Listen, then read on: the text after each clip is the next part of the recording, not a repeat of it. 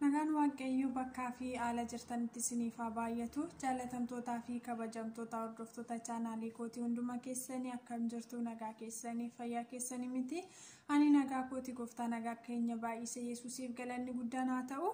Isinillee Kiristoosiin keessatti nagaan keessan eegamaarraaf akka ta'e nana mana gooftaan haa kabajamu.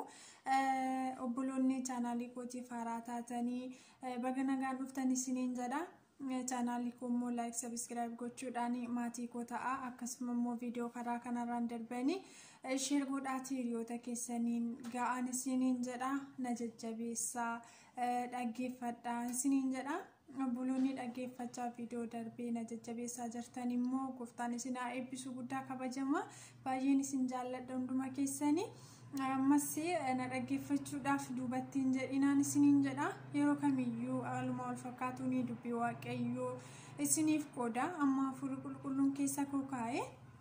Namni kamiyyuu immoo sagalee waaqayyoo gaafa dubbatu, gaafa barsiisu yaada mataa isaa akka ka'umsa fooniitiin miti. Hafuura waaqayyooti kan keessa namaa kaa'u.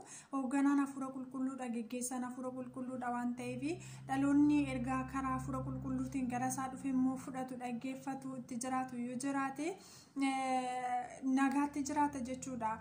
Kanaafi sagalee waaqayyoo barsiisaadha, sagalee waaqayyoo hin gorsaa, sagalee waaqayyoo hin jajjabeessaa, sagalee waaqayyoo nagaatti jiraachisa waan ta'eef dhaloota sagalee waaqayyoo dhaggeeffatu haa taanu isiniin jedha.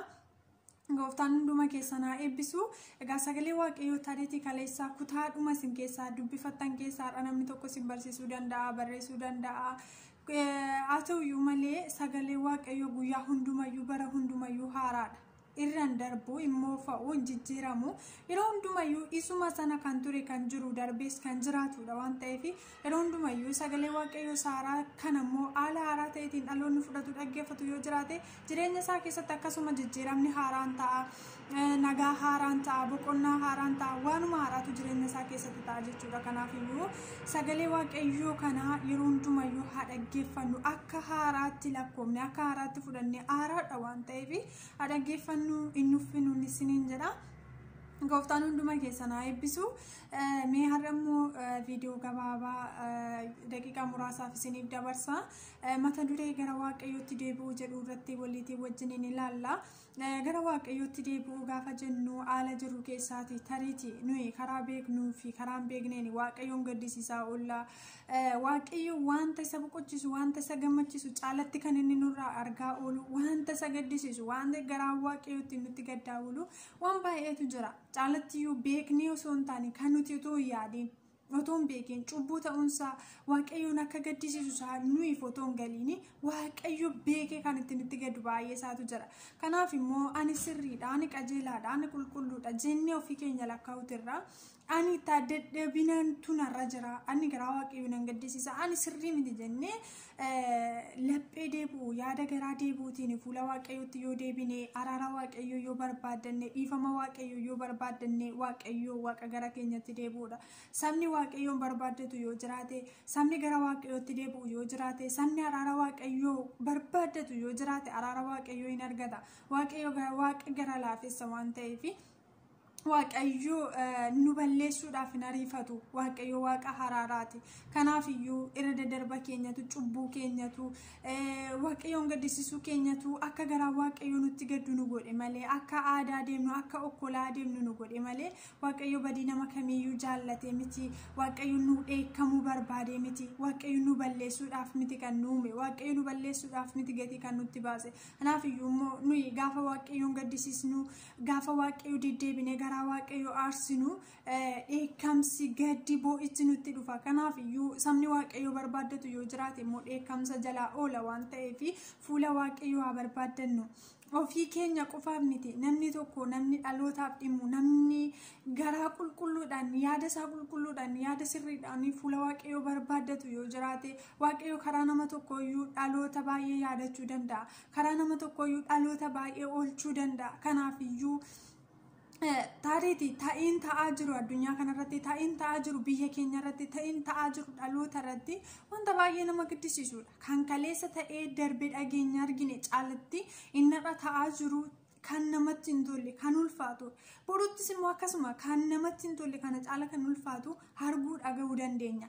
kun utuu dhufiin immoo har'a araara waaqayyoo yoo gaafanne har'a dhiifama waaqayyoo yoo barbaadanne har'a gara waaqayyootti yoo deebine fuula waaqayyootti deebine araara waaqayyoo yoo kadhanne waaqayyoo wanta biyya keenya irratti ta'aa jiru kana wanta dhaloota irratti ta'aa jiru harka isaatiin nurraa hin kaasa. Kanaaf furmaan addunyaa kanaa yoo jiraate waaqayyoodha.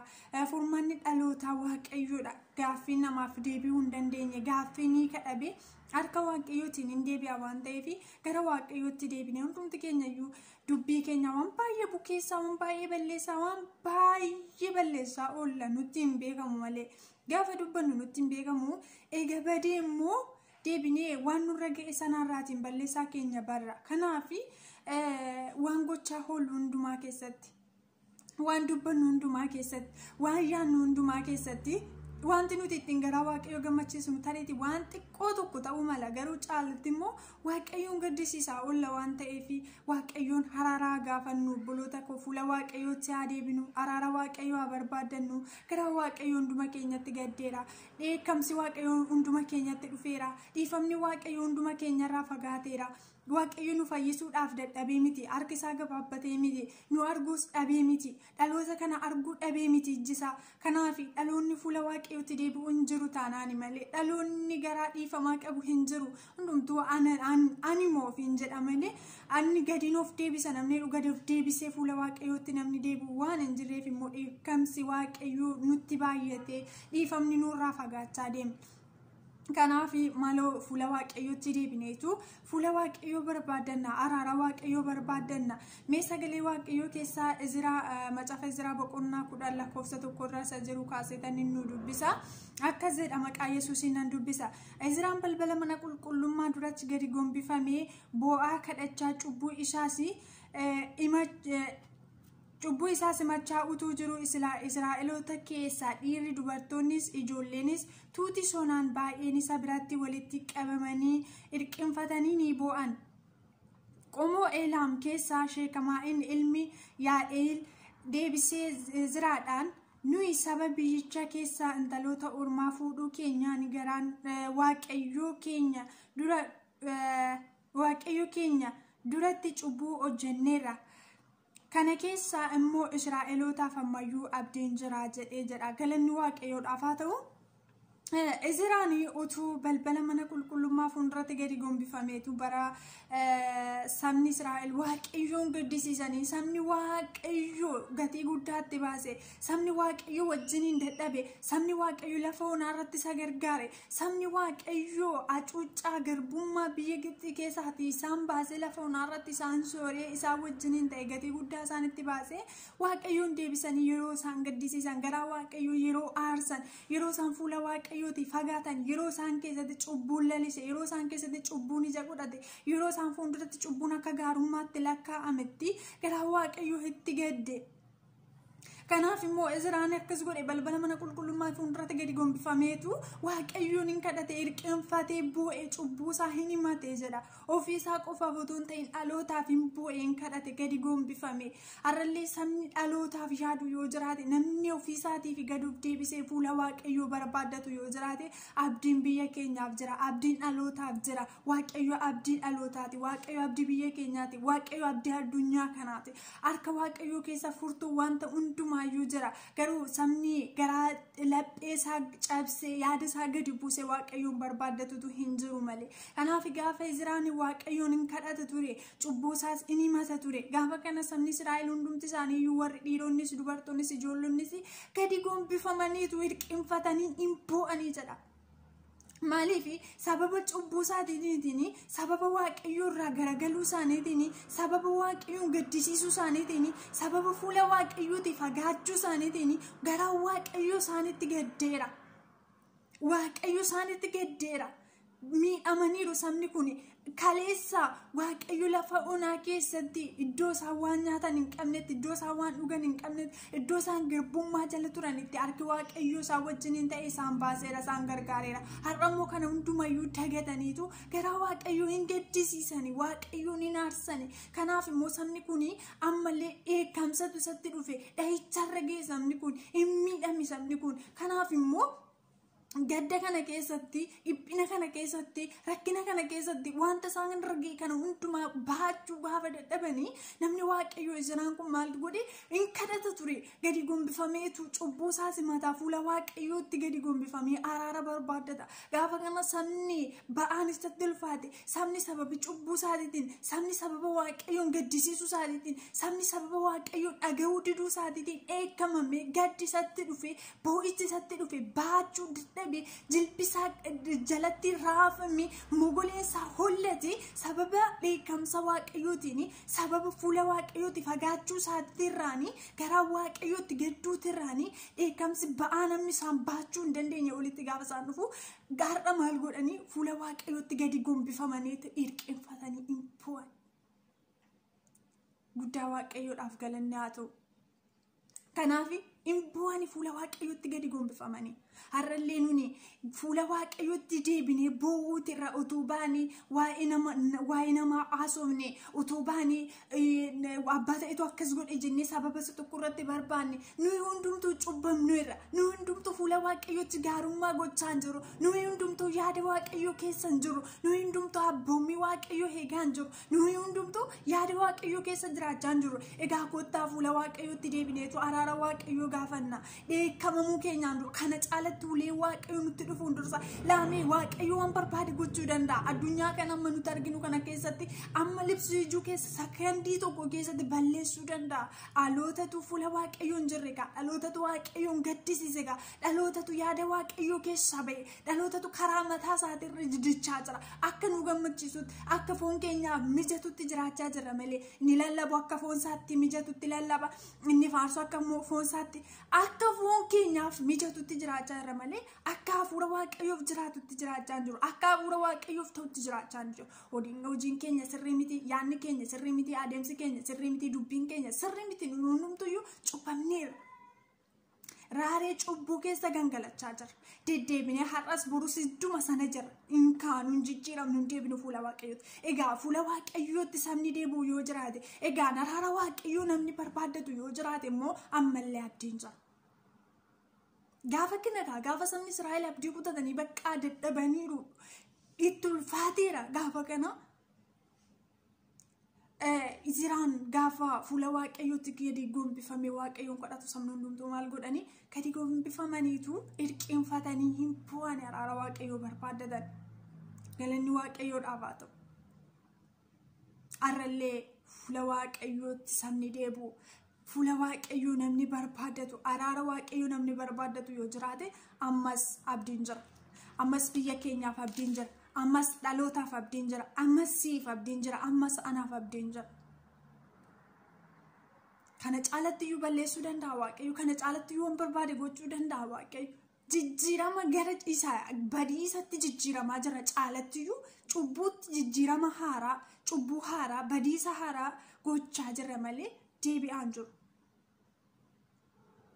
Egaa nuti mata jabeeyyii yoo taane egaa nuni waaqayyoon hin dhageenyu yoo taane egaa nuni fuula waaqayyootti hin deebinu yoo taane waaqayyoo balleessuun qabu kaa jedheen dhiisu nuyi laphee jabaanna yoo ta'e nuyi saba mataa jabaatu yoo ta'e nuyi saba ija jabaatu cubbuutti yoo ta'e ija jabaachuu hin qabnu cubbuutti deebi'uu qabnu fuula waaqayyoo barbaaddachuu qabnu.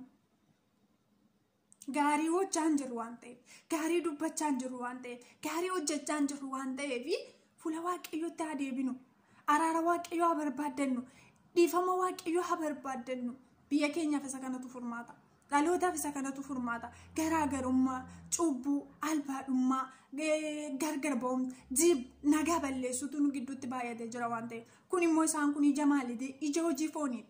Nu keessatti akka cubbuun nu keessatti dagaagu kan godhe akka cubbuun nu keessatti ija godhatu kan godhe akka cubbuutti nuti dhidhiibamnee caalattiyyuu isa kaleessa goone isa kaleessa fuula waaqayyooti fagaanne kaleessa fuula waaqayyooti banne caalattiyyuu har'allee daddaballee akka waaqayyoon gaddisiisnu kan nu godhe ija hojii foonii isa nu keessatti dagaageedha. Galaatiyaa boqonnaa 5:19 irra dhaqxanii dubbifachuu dandeessu. Iji hojii foonii mul'ataadha. Xuraa'ummaa garaagarummaa dhaloota gidduutti saba gidduutti facaasuu nagaa balleessuu dubbiin ta'an qocholloo wiinoo maqaa nama balleessuu wantoota fuula waaqayyootti gaarummaa hin qabne kan godhu akka goonuuf kan nu kakaasu kan nu dhiibu ija hojii fooniiti. Ija hojii foonii keessatti immoo yoo nuti dagaagsine caalatti isa keessatti hojjanna yoo ta'e isaa bitamna yoo ta'e isaatu nu hooggana yoo ta'e dheekkamsa waaqayyoo nutti dhufa. Araarri waaqayyoo nurraa fagaachaa deema. Dhiifamni waaqayyoo nurraa fagaachaa deema. Lafa keenyarraa dhalootarraa nu irraati dhiifamni waaqayyoo fagaachaa deema. Gaafa ganammoo badiisatu nutti dhufaa deema. Gaafa ganammoo ulee waaqayyoo nurratti gadi bu'aa deema. Gaafa ganammoo amma nuti baachuu dadhabnu amma nuti itti yaadnee furmaata ofii gochuu dadhabnu irratti ulee waaqayyoo nurratti dhufa. Furmaata kan ta'u immoo fuula waaqayyootti deebi'uudha. Ija hojii foonii keenya ofirratti keessummeessuu dhiisuudha. Tarii foon keenya waan goonu hundumaatti iyyuu nu jajjabeessuu danda'a. Foon keenya waan goonu hundumaatti iyyuu nu cimsuu danda'a. Foon keenya waan goonu hundumayyuu akka gaariitti akka nu lakkoofsisuu danda'a. Nutti fakkeessa nu soba foon keenya. Gaafa kana immoo badiisatti nu geessa. Waaqayyoon gaddisiisuu keenyarraa fuula waaqayyootii fagaachuu keenyarraan kan ka'e waaqayyoon dhiisneerraa garagaluun keenyarraan kan ka'e aadaa deemna, dhukkubsataa deemna. Laa namni hundumtuu dhukkubsataa deema, namni hundumtuu gaddaa deema, namni hundumtuu boo'icha baata. Sababa kanaaf immoo fuula waaqayyoo irraatii fagaachuu keenyadha. Sababni dhaloonni nagaatti jiraachuu dadhabe immoo iji hojii foonii nu keessatti ija godhachuu isaati, nu keessatti dagaaguu isaati, inni nu mo'uu isaati, inni nu geggeessuu isaati. Sabni immoo har'a fuula waaqayyootti deebi'ee araara waaqayyoo barbaadatu yoo jiraate dhalootaaf furmaata ta'a. Biyya keenyaaf furmaata ta'a. Kuttaamee oduu biraa keessaa baane, yaada foonii keessaa baane, cubbuu keessaa baane dhumuuf jira, baduuf jira fuula waaqayyooti. Uleen kana caalu nurratti dhufuuf jira obboloota koo. Kottaa fuula waaqayyootti haa deebinu. Araara waaqayyoo haa barbaadannu. Gara waaqayyootti haa deebinu. Galanni guddaa waaqayyoodhaaf haa ta'u. Macaafa seenaa bara isa lammaffaa boqonnaa 7 lakkoofsa 14 irraati akkas jedha. Sabni koo warri dhuunfaa koo ta'an gad of deebisanii ana barbaadatanii karaa isaanii isa amaa irraas deebi'anii yoo na kadhatanii ani waaqa irraa isaan nan dhaga'a, cubbuu isaaniif nan dhiisa, biyya isaaniis immoo nan fayyisaa jedha.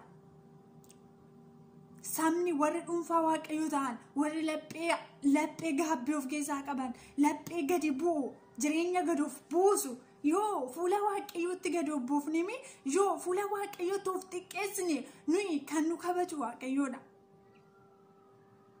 Eenyummaan keenya inni foonii har'a nu sobu sun gatii nuuf hin qabu. Kanaaf immoo sabni fuula kootti deebi'ee na kadhatu yoo jiraate ilaa sabni koo warri dhuunfaa koo ta'anii kun gad of deebisanii saba gad of deebise waaqayyoo waliin qaba. Sabni gad of deebise araara waaqayyoo argata. Sabni gad of deebise nagaatitti jiraata. Sabni gad of deebise dheekkamsatti hin kufu, dheekkamsatu sarraa deebi'a. Kottaa gad of deebisnee fuula waaqayyoo haa barbaadannu. Dhalootaaf, biyya keenyaaf, addunyaa guutuudhaaf. Furmaanni fayyinni addunyaa guutuu harka waaqayyoo keessa waan jiruuf kottaatii gad of deebisaati araara waaqayyoo barbaadadhaa. Kottaa gad of deebisaati dhiifama waaqayyoo barbaadadhaa. Namni kamiyyuu cubbuu godha. Namni cubbuun gooni hin jiru. Namni fuula waaqayyootti gaarummaa godhu hin jiru. Eenyuyyuu haa ta'u waaqayyoon gaddisiisa. Gaarummoo isa waaqayyoon gaddisiisa sana keessatti araara waaqayyoo namni barbaadatu yoo jiraate immoo araara argata. Dhiifama argata. Cubbuun isaaf hin dhiifama. Saba gad of deebisetti waaqayyo dhiyoodha. Saba gadi jedhetti waaqayyo dhiyoodha. Saba araara barbaadatutti waaqayyo dhiyoodha. Saba laphee gaabbii of keessaa qabutti waaqayyo dhiyoodha. Saba garaa araaraa of keessaa qabutti waaqayyo dhiyoodha. Kanaaf iyyuu kottaa laphee araara qabuutiin fuula waaqayyootti hin deebina. Ani cubbumtuudha haa jennu maa rakkoo hin qabu. Ani sirriirra hin jiru daandiin koo haa jennu maa rakkoo hin qabu. Nuyi sirrii miti. Nuyi cubbamoota, nuyi dadhaboota, nuyi fuula waaqayyootti warra gaarummaa hin goonedha. Nuyi warra garaa waaqayyoo hin gammachiisnedha. Kanaaf iyyuu gad of deebisnee araara waaqayyoo yoo barbaaddanne homtuyyuu nutti hin hir'atu. Araara waaqayyoo arganna waan ta'eef, dhiifama waaqayyoo arganna waan ta'eef, biyyi keenya hin fayya waan ta'eef. biyyi dhukkubsataa jiru kun addunyaan dhukkubsataa jirtu kun dacheen dhukkubsataa jirtu kun aloonni dhukkubsataa jiru kun hundumtiyyuu hin fayya yoo maal taane yoo gad of deebinee fuula waaqayyoo barbaadan yoo gara waaqayyootti deebin yoo araara waaqayyoo barbaadan yoo ija hojii afuuraa ofirratti moosisne yoo iji hojii afuuraa nurraa mul'ate iji hojii afuuraa gad of deebisuudhaan nagaadha jaalala boqonnaadha tokkummaadha kanaafiyyuu ija hojii afuuraa kana yoo ofirraatti mul'isne iji hojii afuuraa yoo nurraatti mul'ate waaqayyo gara keenyatti deebi'a waaqayyo nutti dhiyaata ija hojii foonii isaa gara badiisaatti nu geessuuf keessaa baasne ofirraatti buqqisne ofirraatti fageessine ija hojii afuuraa ofirratti amoosisu isa caaluuf isa dursuuf dursa kennuu qabnu buloota koo ammuma yaada foon keenyaaf dhamaanu yaada afuuraatiif otoo dhamaane yaa gaariidha isa kanatu sirriidhame isa kanatu gara jireenyaatti nu geessa inni foonii duubayyuu hin qaqqab afuura keenyaaf yoo dursa kennine afuura keenyaaf yoo iddoo kennine afuura keenyaaf yoo dhimmine inni foonii duubaaniyyuu hin qaqqab eebbatu nu barbaada malee nuyitu eebba barbaada miti yoo maal taane yoo gad of deebifne afuura keenyaan hoogganamnee jiraadha sabni afuuraan hin hoogganamne immoo sabni fooniin geggeeffamu immoo araara waaqayyoon argatu in eebbifamullee in dadhabayyuu malee in eebbifamu eebba nyaatu eebban argatu sababni isaayyuu fooniin jiraata waan ta'eef fooniin dhamaa waan ta'eef fooniin deddeebi'a waan ta'eef kanaaf fuula waaqayyootti deebinee araara waaqayyoo haa barbaaddannu dhiifama waaqayyoo dachee keenyaaf dhalootaaf haa barbaaddannu gara waaqayyootti haa deebinu ayyaanni waaqayyoo hunduma keessaniif haa baay'atu nagaan isiniif haa ta'u gara waaqayyootti haa deebinu dhaamsa kooti shaaloom